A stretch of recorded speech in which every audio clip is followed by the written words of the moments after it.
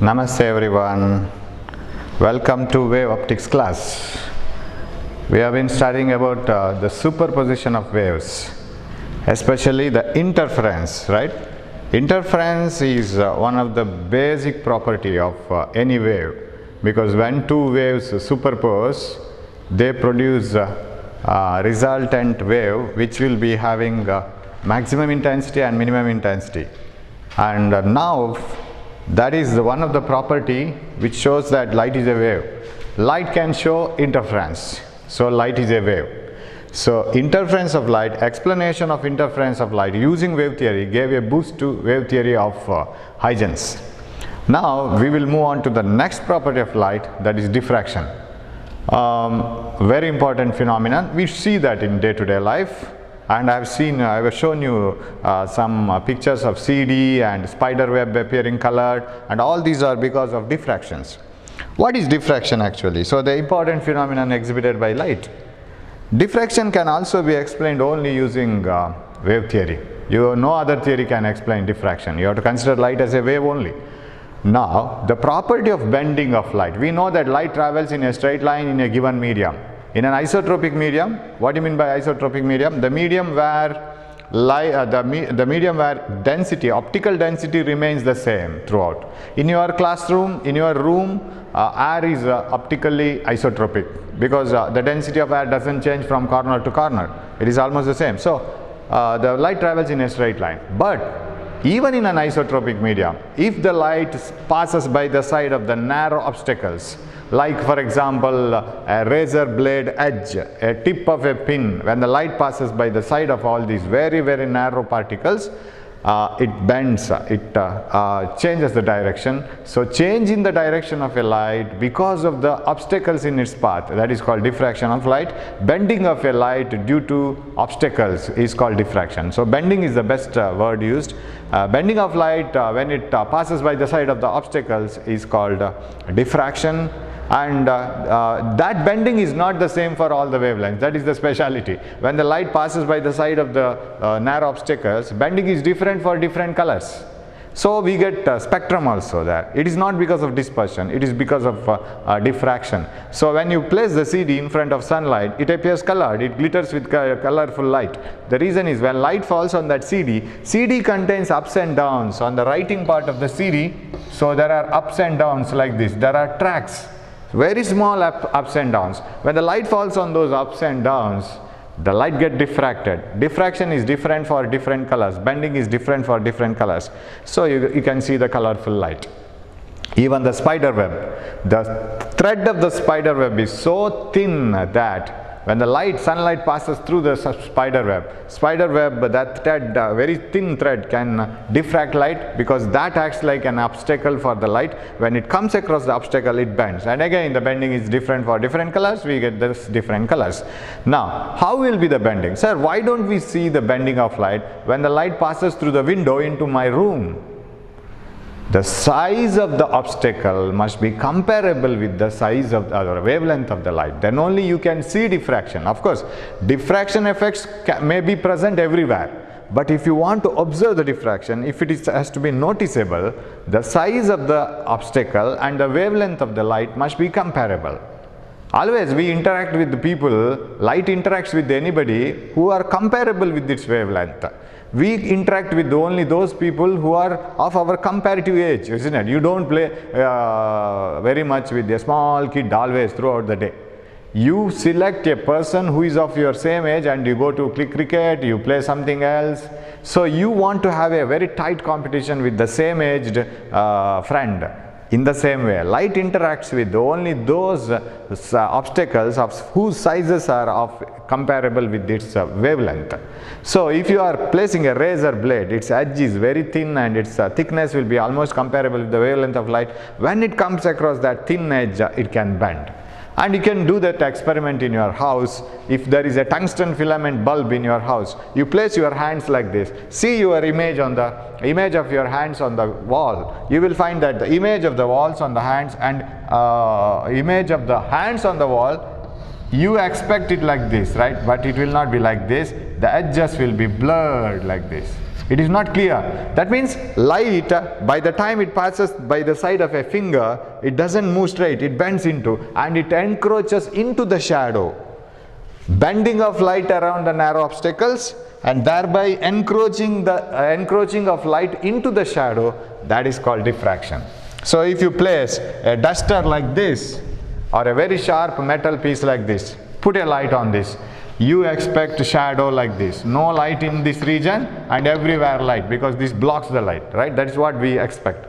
But edges of the shadows will not be very sharp, and you don't get sudden stopping of light, sudden darkness you don't get. Because as soon as the light passes by the side of this, it should pass through and it should form the light. As soon as the light enters into this duster, it should block. So no shadow, no light should be produced. But we can't expect like that. Some amount of light enters into the shadow also. So it bends and enters into the shadow. That's why the image, shadow of your hands, when the light is put on the wall, the shadow of the hands will not be very, very sharp, and it will be blurred like this. So bending of light around the narrow obstacles, thereby entering into the geometrical shadow, that is called diffraction. And the condition required is, if the light has to bend and it has to show diffraction effectively, the size of the obstacle must be comparable with the wavelength of light. The size, thickness of the razor blade, tip of the pin and all. So otherwise you see you can't see the diffraction so easily. So if it has to be noticeable, the wavelength should be compared with the size of the obstacle. Okay. So light bends into the geometrical shadow, and that is called diffraction. And when the diffraction effects are seen, when you see the shadow of the diffracted light, you also see again bright and dark fringes. That is the strange thing. So if you have a very narrow slit like this on a very opaque object, say take a very narrow slit on an opaque object like this, very narrow slit, make the light to fall on this. What do you expect on a screen placed here? What type of light you expect here? Sir, we expect a light which is passing through this narrow hole like this and no light elsewhere, right? That is what do we expect. Full light here in this place. So this place is very bright. This place is very bright. Of course, this may be of larger thickness little bit if this is diverging. If it is a parallel beam of the same thickness, here we get light and nowhere else we don't see light, sir. But practically it is not so. If this thickness of this slit, that gap through which light passes, is very, very small, comparable with this wavelength of this light. If you take light as a wave, its wavelength is how much? Say in nanometers. So this size is some very close to nanometers or micrometers. Then you will find that there is light at a particular place. This, of course, this expectation is fulfilled. But as you move away, the amount of light keeps on decreasing. It becomes dark. Then again it becomes bright, and here you get another bright. On the other side also the same thing happens. The brightness goes on decreasing, it becomes dark, and again it becomes bright, dark like this. So you will get a brightest place somewhere here, then dark, then again bright, and so on. So like this. So this is called diffraction effect. This is also a type of interference. But the problem is, how do you call this as interference? Where do you have two sources? For interfering, there should be minimum two sources or more than two sources. Where are the two sources? No two sources at all. We have only one slit. How could you get all these fringes, bright, dark fringes? Now, again another one, surprisingly, you will find that in interference, all the bright fringes are equally bright, isn't it? Suppose you use a red light, the first central bright red will be as same bright as the second bright red. And all the dark fringes are equally dark. But it is not so here. The central one, directly against this slit, whatever the light you get, that is the brightest light. And as you move away from either sides, what the bright light you get, it will not be so much brighter. Not as bright as this one. And dark fringes are equally dark. That's when there is no problem. So, the central one, first bright fringe is brightest, and the other bright fringes are not so brighter in diffraction. Another thing observed is, in interference pattern, all bright fringes are of equal width. All dark fringes are of equal width. But what about here? Their fringe width is constant. Here it is not so. Central bright fringe is the widest and the brightest. As you move away, next bright fringe is thinner and it is less brighter. As you move far away, the bright fringes become closer and closer and tightly packed. The central bright fringe is the widest. The gap through which light passes, like this, which forms the central bright fringe, that means the central bright spot, this is widest and its brightness is more, and as you move away the brightness keeps on decreasing. If you draw a graph of intensity versus distance, here the intensity is maximum and the intensity goes on decreasing, it becomes dark here, again the brightness increases. This bright fringe is not as brighter as this one. That is diffraction effect, and this effect was successfully explained by Huygens' secondary waves principle, and that's why the credit goes to him to prove that light is again a wave.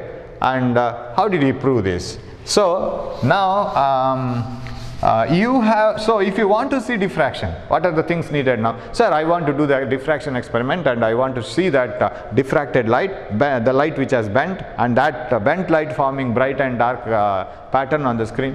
If you want to have diffraction, what are the essential things needed? One, source of light. Another one, obstacle, because light has to pass by the side of the obstacle. Once it bends, what type of image it has created, shadow it has created, that has to be seen on the screen. So source, obstacle, screen, these three things are needed. Now how do you place source, obstacle and screen? Of course this part is not in your syllabus, NCERT book, but still I will say that. How do you place the source, screen and the obstacle? Accordingly you observe two types of diffraction. One is Fresnel diffraction and another is Fraunhofer diffraction. So Fresnel diffraction and Fraunhofer diffraction. You see the name, very long name Fraunhofer and short name Fresnel. S is silent here. So why do we categorize these diffractions as Fresnel and Fraunhofer? Very simple. Suppose you place the obstacle here, say the slit. This is a slit gap. Actually slit will be like this. It is in a very thick metal sheet or a cardboard. We have a very small gap for the light to pass. But when you turn it like this, you see only this part, and there is a hole here, right? Not here. Okay, but we show it like this. Suppose you have a source of light. Light ray passes like this and hits the edges of this slit, and it doesn't move straight. Of course there may be some light which is moving straight also. Some of the light rays bend. A part of the light ray bends and it forms a diffraction here. This is the screen. Obstacle is a very fine slit gap, and this is a source. Now if you ask the obstacle, now again interview the obstacle, do you receive any light? Yes sir, I am receiving light. What type of wavefronts you are receiving? Go back now, recall. What do you mean by wavefront? Wavefront is the locus of all the points which are in same phase, right? When waves start from a source, as they move, collect all the points which are in the same phase. For example, fifth crest, all the fifth crests are in the same phase, all the fourth crests are in the same phase. So if it is a point source, it is a spherical wavefront. If it is a linear source, it is a cylindrical wavefront, because linear source doesn't emit light from the sides. It emits light from only the cylindrical part, right? So it's a curved part. So only light travels from this side. So if you ask this, and what it is equivalent to a ray? From a point source, diverging rays start. From a tube light, diverging rays. So both cylindrical wavefront and spherical wavefront, if you draw the normal to the wavefront, you get diverging rays. Diverging rays are falling on this slit.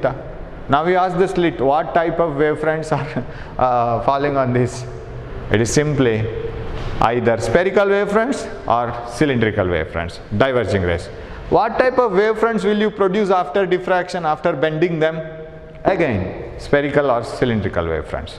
So what is Fresnel diffraction? Again, I'll tell you this is not in the syllabus, but still you must know it. Fresnel diffraction is a type of diffraction where source and screen are at finite distances from the obstacle. From the obstacle, that means the one which diffracts light, that's a very fine hole or very fine slit or a very fine thread, whatever it is. It is the obstacle. From the obstacle, source is at finite distance. That is why you are getting diverging rays, spherical wavefront, cylindrical wavefront. Otherwise, you would have got parallel rays or plane wavefront. Use the word clearly, right? Parallel rays, plane wavefront. Okay, right now. So you get either cylindrical or spherical wavefronts incident on this, again this one here. So source and screen are at finite distances from the obstacle. Sir, what is Fraunhofer diffraction?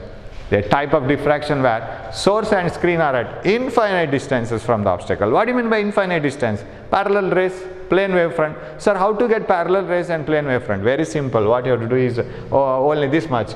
We will do it like this. Here is the slit. It's a fine hole in a cardboard. So hole is here, not here, right? It is like this. That's why you have drawn it like this. And I'll take a convex lens. Keep an object at the focus of the convex lens itself. If the light, parallel rays are incident on a convex lens, they meet at focus. Place the object itself as the focus. They become parallel. Headlight of a vehicle. In the headlight of a vehicle, there is a concave reflector. Of course, that is a reflector. And if you keep the object at the focus, they become parallel after reflection. Here, after refraction, they become parallel. So the rays of light coming from the lens, they become parallel and they fall on the slit. Now you ask the slit, obstacle, obstacle, what type of rays you are receiving? Sir, I am receiving parallel rays, plane wavefront. This is equivalent to plane wavefront, correct? Now, one set of parallel rays move straight like this. Place another convex lens. They meet on the screen. So here is the screen, right? So all these rays meet like this. What about another set of rays? Another set of rays, they bend like this. That is called diffraction. Of course, definitely the incoming rays without bending form an image here or shadow here. That will be most brighter. As I was explaining, the central fringe will be the directly against that slit wherever you place the screen. That light is brightest, definitely. The straight going rays produce brightest spot. What about these diffracted rays, bent rays? They meet on the screen somewhere here and they produce another bright fringe, and that will not be as bright as this one, right? So this type of diffraction, now you ask the obstacle. Obstacle and the source. Where is the source of obstacle? What type of wavefronts you are receiving? Obstacle says, sir, I am receiving plane wavefronts, parallel rays. And this type of diffraction where source and screen are at infinite distances from the obstacle, that is called Fraunhofer diffraction. So if you want to remember it, but not for the exam, very easy to remember. In Fraunhofer diffraction, source should be emitting parallel rays, and after diffraction again they are parallel rays. Incident rays are plane wavefronts, incident waves are plane wavefronts, diffracted wavefronts are plane wavefronts, and source and screen are at infinite distances. Infinite in the sense they are very far away. That's the meaning. And if the source and screen are at finite distances from the obstacle, then it is Fresnel diffraction, short name. If the source and screen are at infinite distances from the obstacle, then it is Fraunhofer diffraction, long name. So it's easy to remember, right? So this is how you can produce diffraction, but remember, it is not so easy to observe. Sir, if I take my record binder, that is a cardboard like a very thick paper, make a small hole, put a light, can I see the diffraction, sir? Not so easy.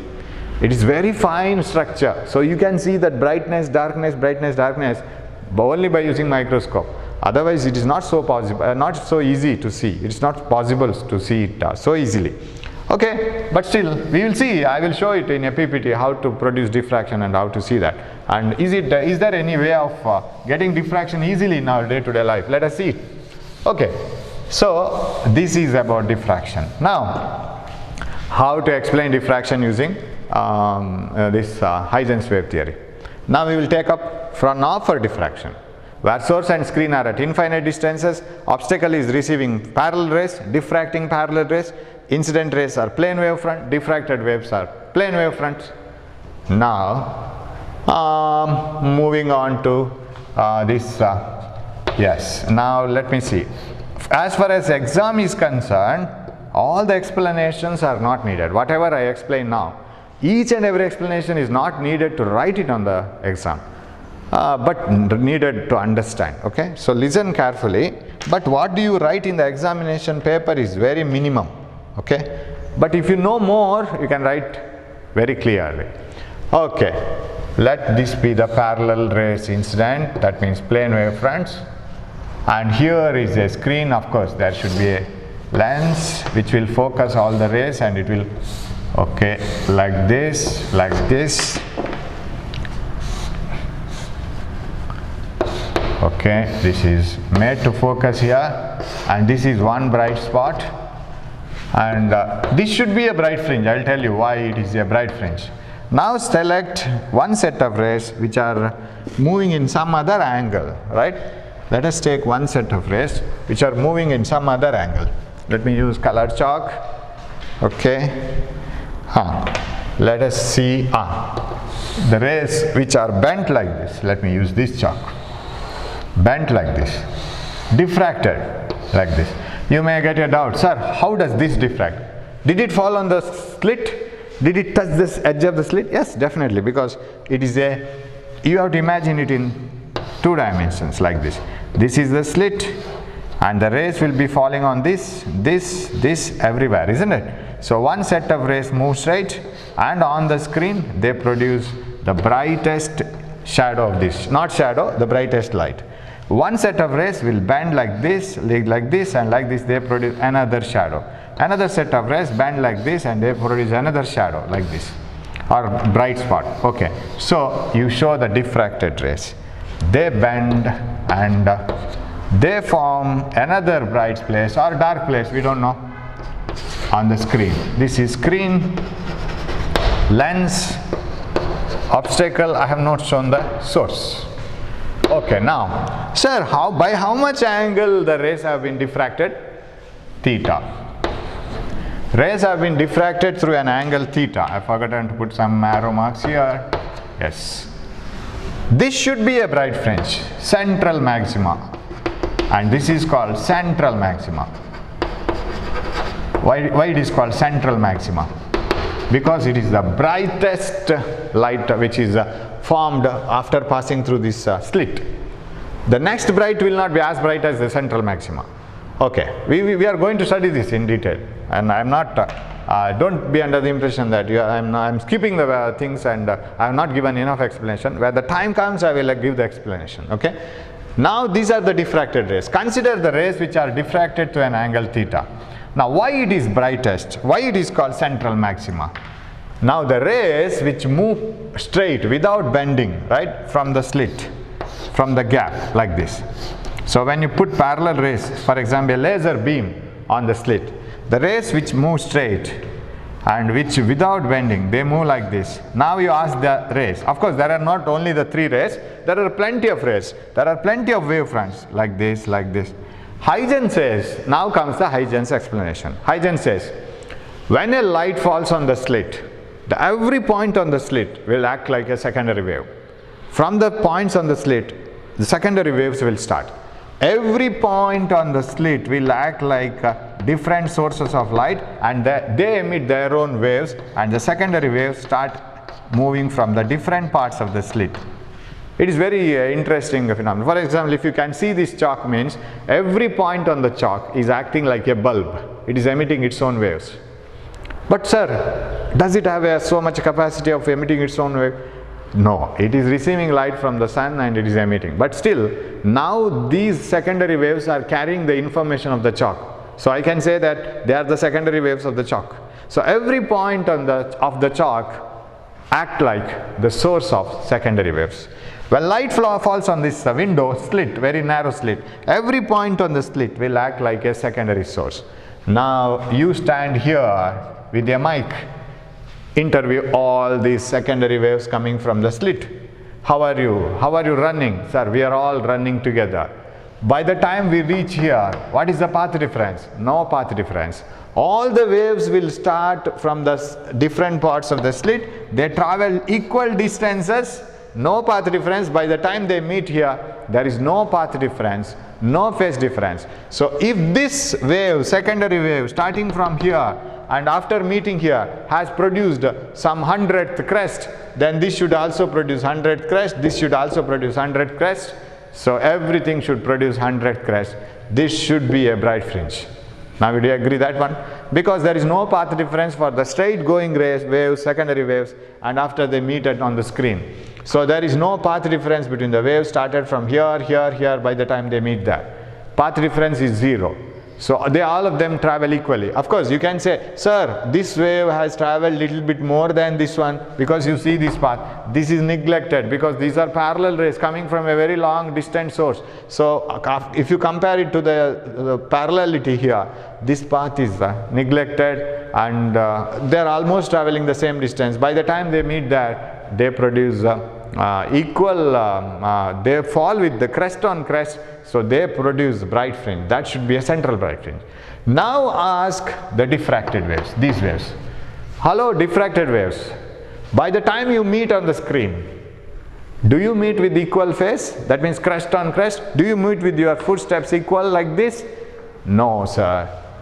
The wave, secondary wave, which has started from the top of the slit, has to travel lesser distance. See here. The wave which has started from the midpoint of the slit, here, this one, has to travel little bit more. The wave which has traveled from the bottom of the slit, secondary wave, I am talking about secondary wave. The secondary wave which has started from the bottom portion of the slit has to travel much more distance.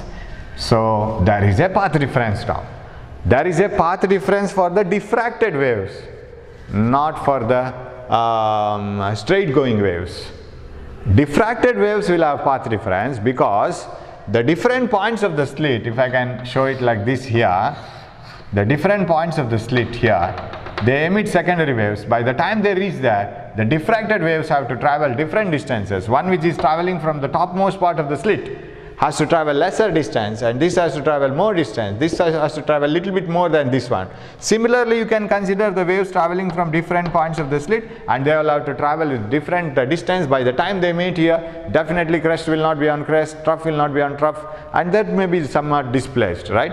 So this wave, identical like this, has to travel and reach here. This wave has to travel and reach here. This wave has to travel and reach here. Now the question is, how much is the path difference? By the time they meet here, what is the path difference? This is a very difficult question to answer, because with whom you are comparing? Whether you are comparing the path difference between the waves starting from here and here, here and here, here and here, here and here, because there are plenty of sources. Every point on the slit, if the slit is a gap like this, when the light is put from the other classroom, and every point on the slit will act like a source, and there are plenty of sources coming. With whom you are comparing? Whether you are comparing with this and this, or this and this, or this and this one and this one, there is much difference. And all the phase differences are different now. If you ask these two waves, they will have a small path difference. If you ask these two waves, they will have little bit more path difference. Ask these two, they will have more path difference, distance difference. Now, what is the path difference between this and this? Draw a normal from here, perpendicular. Now, if you draw a perpendicular from here to here, now can you conclude that the path from here onwards, the running race is almost equal, correct? From here onwards, this is the extra distance traveled by the last wave of the slit, secondary wave of the slit, which is at the bottommost portion of the slit. Let us try to compare this and this.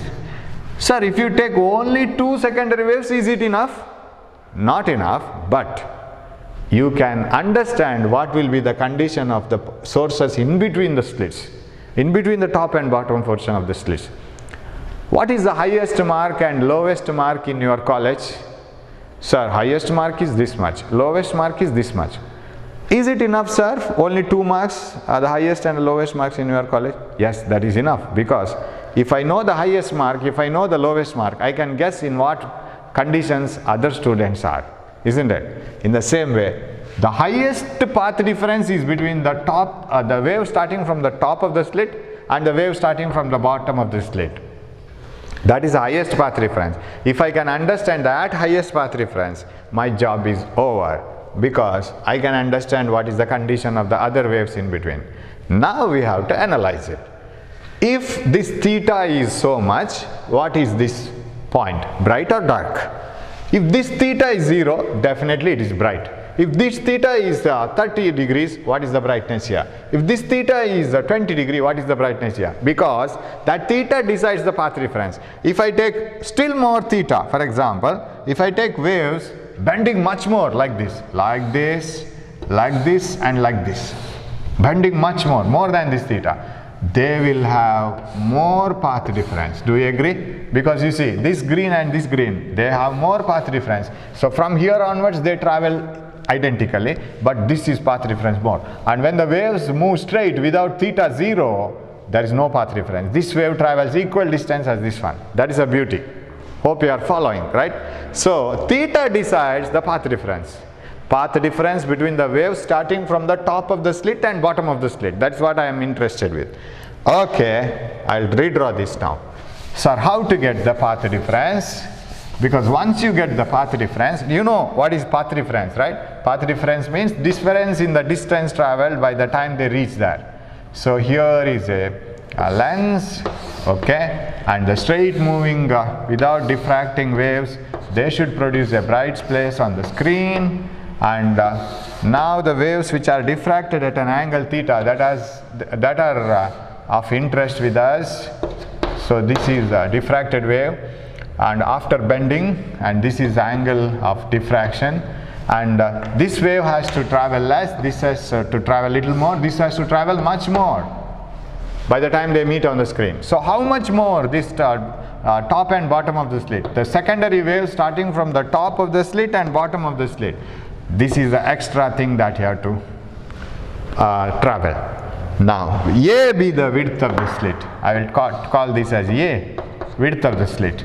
If this is theta, since this is normal, now shall I take this as theta, this side, okay? How to treat it as theta? You see, this is a normal drawn to these two lines, correct? Because I want to know how much extra this travels. If I want to know how much extra that this one travels, I have to draw a normal from here. Of course, this has started from here, right? This is A. Width of the slit is A.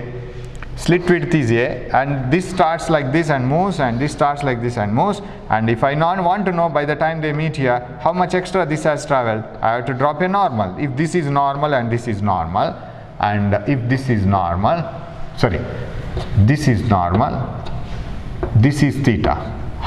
If this is theta, of course this is theta, right? If this is also theta, because they are all parallel rays. If this is theta, out of this normal, this is 90 minus theta. Do you agree? From this and this one, this is a normal drawn. Hope you are following. This is a normal drawn, and it is like this. This is 90, and out of 90, this is theta. This is 90 minus theta, this part. And this is a line like this, and this is perpendicular to like this. The rays which are moving straight, and the normal like this. This is 90, and this is 90 minus theta. Then what should be this one? This should be theta, because you add this theta plus 90 minus theta, total 90 degree. Hope you have followed, right? So this is theta out of this perpendicularity. If this is theta, this is 90 minus theta. And if this is perpendicular to this, if this is 90 minus theta, this is theta. Okay, that is over. Or you can do one thing. See, these white lines are perpendicular. Do you agree? This white line and this white line are perpendicular. This orange line and this orange line are perpendicular. You bend this orange line downwards like this. This orange line moves like this. Can you see this, right? This is perpendicular to this. And when I bring this here, this moves like this. So when you bend this one, this goes here. This theta reflected here. So how it was this one. This theta here was reflected here. So this is theta. Now my question is, I want to find out the path difference. This is path difference. Let me name it A, B, C. BC is the path difference. That is the extra distance that this wave has to travel. Remember, every point on the slit will act like a secondary wave. Every point will have a path reference. If you interview this one, say, it will say, sir, I have traveled so much of distance. If you interview little bit lower wave starting from the little bit bottom portion of the slit, it will say, sir, I have traveled little bit more. What about this one? Little bit more. This one, highest distance. What is that highest? Extra distance, BC. Take sine theta. What is this sine theta? Sine theta is opposite side divided by 90 degree, this one, because this is a normal drawn. Hypotenuse A, correct? Hypotenuse is A, width of the slit. What is BC is equal to? That is path reference. That is equal to A sine theta. Do you agree? So path reference is A sine theta, that is BC, this one. Now the question is, if path reference is A sine theta, if this is A sine theta, that means the path difference between the wave starting from the top of the slit and the wave starting from the bottom of the slit depends on A, depends on theta. How are the diffracted rays? Now what is the path difference between the wave starting from the top of the slit moving straight and bottom of the slit moving straight? No path difference, right? How come, sir? No path difference? Because theta is 0. When theta is 0 for this set of rays, A sine 0, 0, no path difference. Formula is correct. Right. Now if the diffracting angle is more and more, this moves away and away, path difference will be more and more. Now my question is, when will you get bright fringe here? When will you get dark fringe there?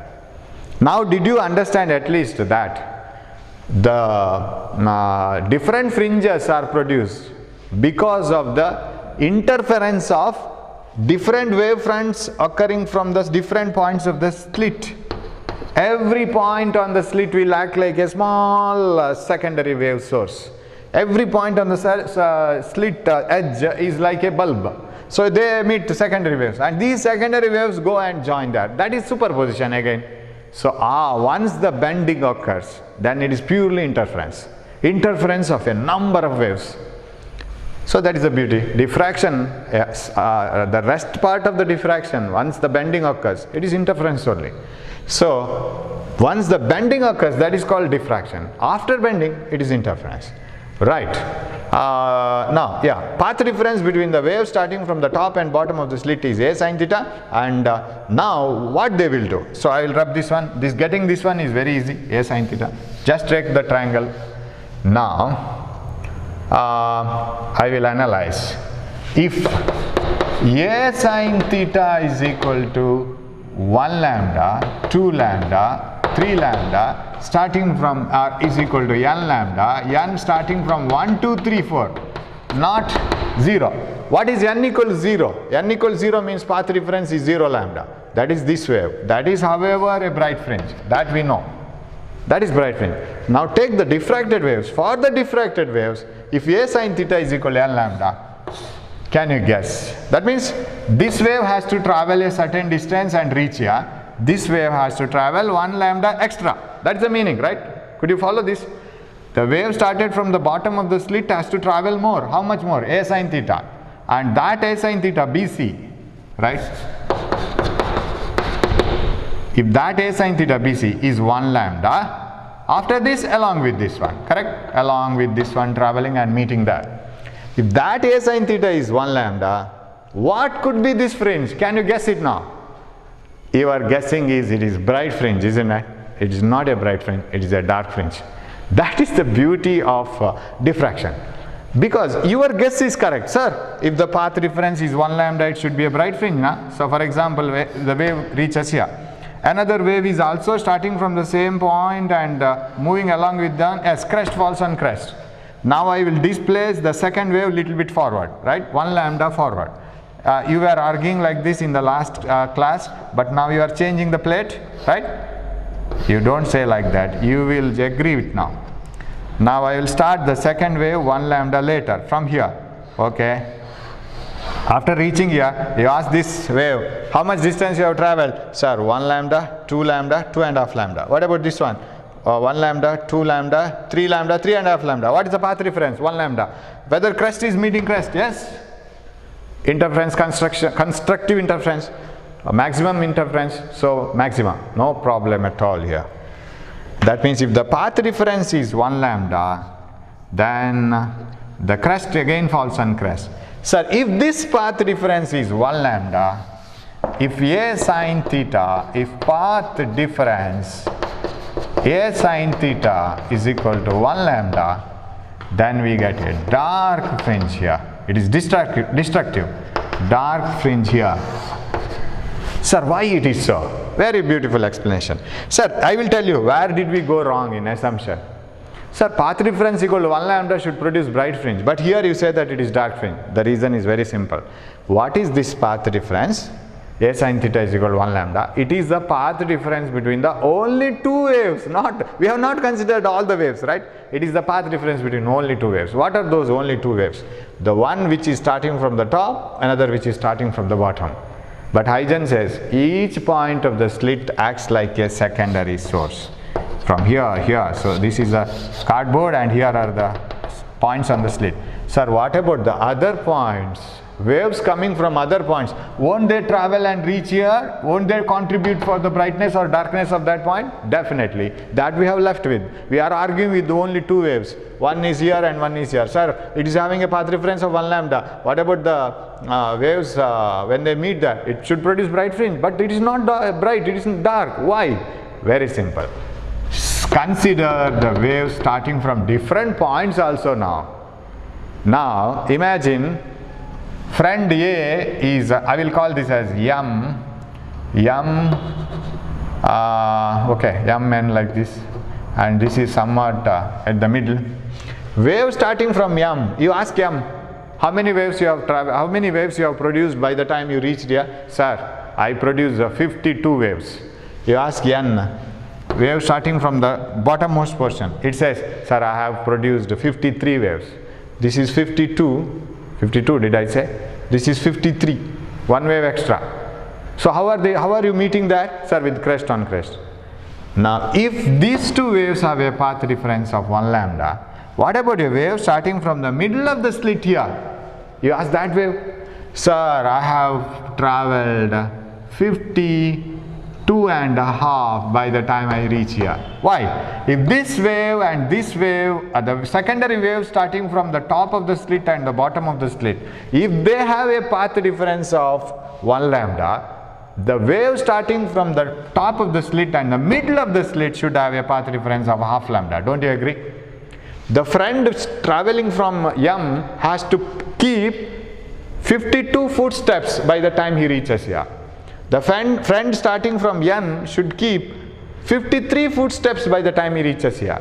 The friend starting from the middle of the slit here, he should keep 52 and a half footsteps, isn't it? 52, little bit more than 52 steps here, little bit more than 52 steps here, 52 and a half step. By the time this person reaches here, 53 footsteps. Divide the slit into equal parts. Now, you change your argument now. This has a half lambda path difference with this one, correct? Path difference is half lambda. A wave starting from the, so sentences go like this. If you read the book, you will get these sentences. Path difference between the waves starting from the top and bottom of the slit is 1 lambda. Path difference between the waves starting from the top and the middle of the slit, half lambda. If this wave meets this wave, then it is a diffraction, right? Crest falls on trough. How could you expect construction? Destruction, dark fringe. Now, that means this wave destroys this wave, correct? The crest of one wave falls on the trough of another. They are separated by a distance which is equal to A by 2. In the half portion of the slit, there is a wave which has a path difference of lambda by 2 with another wave which is in the bottom of the mid portion of the slit. Now, just go below this slit. This portion here, do you have a wave here? Yes.